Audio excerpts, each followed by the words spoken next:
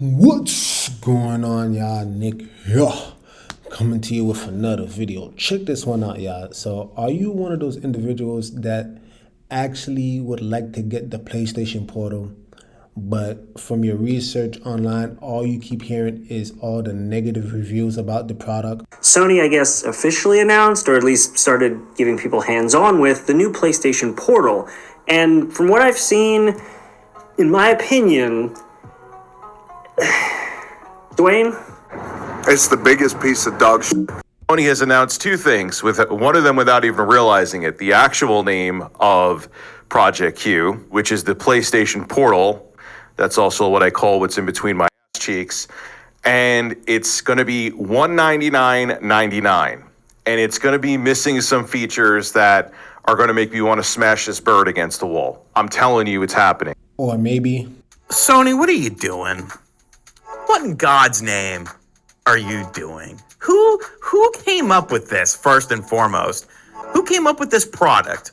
Solving a problem that doesn't exist, costing money that people don't want to spend on this. so yeah, you get the point. And these are just some of the many you know gamers out there that seems to be trashing the PlayStation Portal. But this video is going to be for those of you who actually want a different perspective. Maybe you still have hope for the PlayStation Portal and you want it to actually succeed. And this is what this video is about, all right? So let me just make a disclaimer, right? The PlayStation Portal is not for everybody. It is not. But if you meet certain criteria, I actually think it would be the right device for you, all right?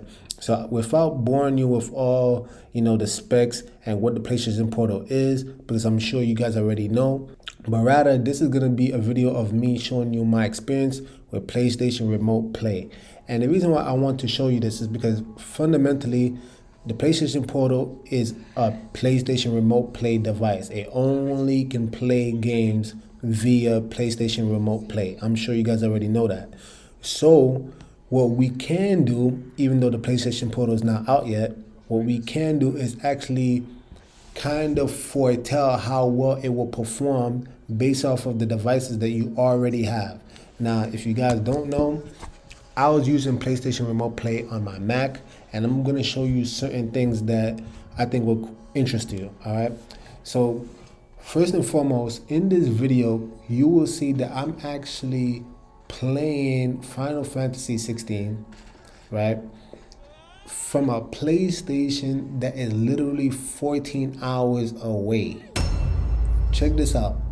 The PlayStation 5 device that we are speaking about actually exists in New York, and I am in Tennessee. And as you can see from the footage, it is it's far more than just serviceable. It's actually a great experience, you guys. I cannot make this up. I was pleasantly surprised. One thing I really think that you need to take in consideration is that if you have really good internet access, I think you may want to consider the PlayStation Portal. The reason why is because, again, you have the ability to literally take all your PlayStation 5 games without being tethered to your actual home. And so long as you got good, strong Wi-Fi, you can play wherever you are. Some people say, oh, I don't want to be connected to Wi-Fi, but let's keep it a buck, you guys. We live in a world where Wi-Fi is literally all over the place. You have Wi-Fi when you go to the stores, such as Starbucks, McDonald's, even in a public library. I mean, Wi-Fi is literally everywhere. Even if you go to the train station, I believe sometimes they offer free public Wi-Fi. So it's really not big of a concern. I think Sony was saying that all you really need is about 5 megabits of upload speed. So, if you have something that far exceeds that, you are literally talking about a pretty good experience. Now, I'm going to keep it straight here because I don't like to lie to you guys. Were there issues? Yes and no. The only issue that I've encountered so far in my personal experience is that there's a little bit of screen tear. It is so negligible though. And the reason why I wanted to show you Final Fantasy, because in a game where it emphasizes, quick time responses, you gotta you pretty much gotta be able to dodge on time, or else you're gonna get wrecked. And here I am, literally showing you a boss battle. I'm playing really smooth. I did not notice any lag, you guys. That's my whole point. All right. Long story short, I did not experience any type of lag. Again, there was screen tearing, but it was very negligible. And if you continue playing, you will actually start to see that, oh, you know what? Like your mind starts to play with you a little bit. It's kind of like you almost learn to ignore it, right? Is it going to be better than playing natively? Absolutely not. But it is a serviceable gaming experience. For those of you who may have played the Nintendo Switch, where there's a bunch of games that are 30 frames per second and sub 30 frames per second, something like this would easily be serviceable. It is playable, you guys. And again, it is amazing because what I'm doing, I'm playing a PlayStation 5 that is literally 14 hours away. So you might even have a better experience than I do if, say, you're playing about only an hour away. Again, all of this is subjective, and the biggest factor is if you have good internet connection. Here's the second thing that I would like to drop, right? I don't own the PlayStation 5. So why am I saying this? If you have a trustworthy friend, a sibling, some family member, anybody that has a PlayStation 5, if they trust you with their password, you literally can get a PlayStation 5 experience for only $200. Again, I remember going, literally when I heard about this PlayStation Portal, or I should say prior to the PlayStation Portal, I literally was debating if I should get a PlayStation 5. And in my mind, I could not fathom dropping $500 for a device where, for one, there isn't that much games. Like, yes, there are good games out there, God of War, Spider-Man, but there isn't that much for me personally that merits dropping $500. Now, if you could willing to drop $200 and you have a friend who maybe had purchased a PS5 already, just ask them for their account. And then, which is what I did. And I'm able to be within the PlayStation 5 ecosystem 14 hours away, you guys. Like, do you guys see the power and the brilliance of that? So again, I think for those of you, again, it's very specific. It's not for everybody, but first and foremost, if you have good internet connection, because it is only playable via Wi-Fi, and if you have maybe, this is kind of like two with an asterisk, right? But if you have somebody that already has a PlayStation 5, just ask them for their account if they trust you. There's many people that said that, oh, this was a stupid device because you would have to buy a PlayStation 5 or already own a PlayStation 5, which is $500.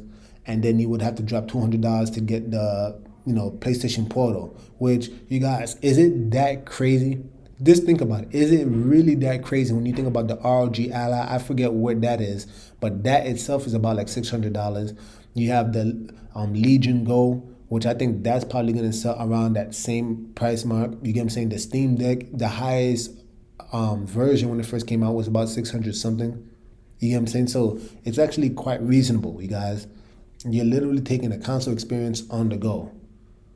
All right, so whatever amount that you're dropping, and if you get the digital version, then the PS5 is what, like 400? So either way, you either paying 600 to 700 for this device if you have the PlayStation 5 and the PS Portal. That's literally the same as the Steam Deck when it first came out, the ROG Ally, and the Legion Go, and that's far lower than the Aya Neo, which is about like $1,000+. So again, I'm trying to get you to realize that it's not really that expensive as you may think. Guys, long story short, if you can get past the fact that it is, if you could get past the fact that it's only playable via Wi-Fi, then I think this device is for you. Now, I'm just gonna give a quick caveat for you guys because this was something that I noticed was quite interesting. When you go to the website, right? So on Google, you could type in download PlayStation Remote Play. It's already there, so I'm gonna click it, right?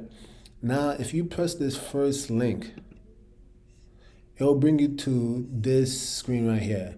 Now, it's very interesting because just make sure that you actually go down and make sure you're getting the right one. If you're trying to control your PS5 and you're trying to do it for your Windows PC, then click on this link. If you're trying to do it for your Mac, click on this link, etc., etc. So just understand you have to download the right one, because if you download, say, the PlayStation Remote Play that's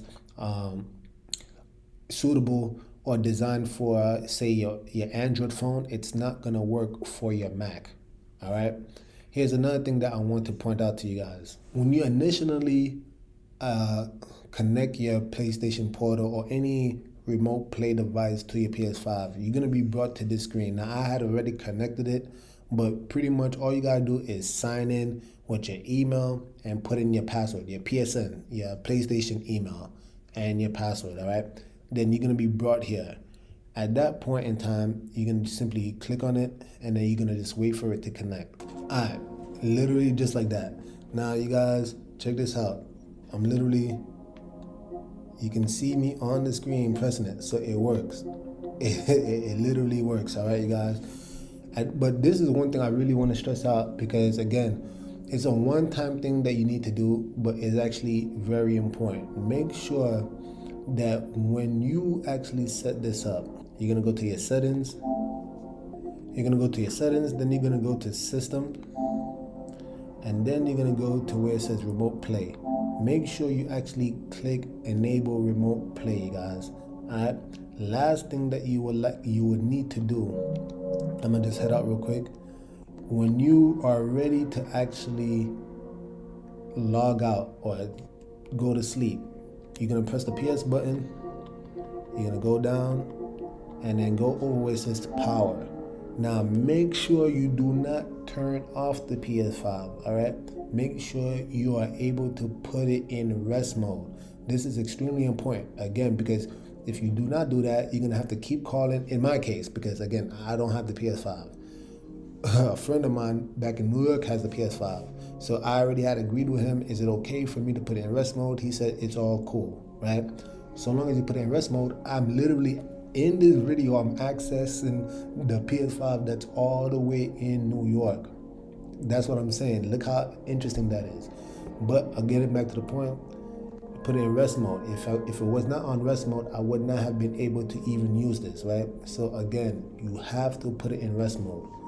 Anyway, you guys, with that being said, that's all I really got for you. I do believe that the PlayStation Remote Play, and that's the reason why I showed it to you, right? I showed you Remote Play because essentially your experience on the PlayStation Portal is gonna be via Remote Play. So if you like the Remote Play experience, I do believe this device is for you.